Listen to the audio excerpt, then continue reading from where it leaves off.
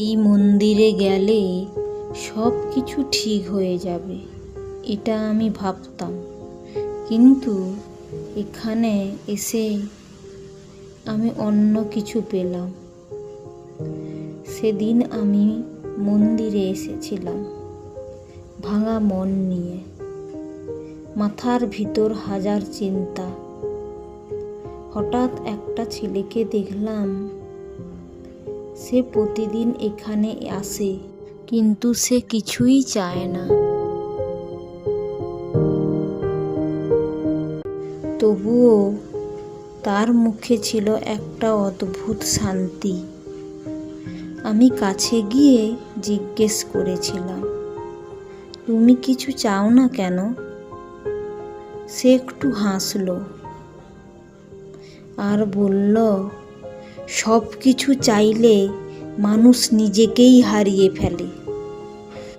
সব সমস্যা শেষ হয় না, কিন্তু তুমি যদি ভেঙে না পড়ো তাহলে আবার শুরু করা যায়।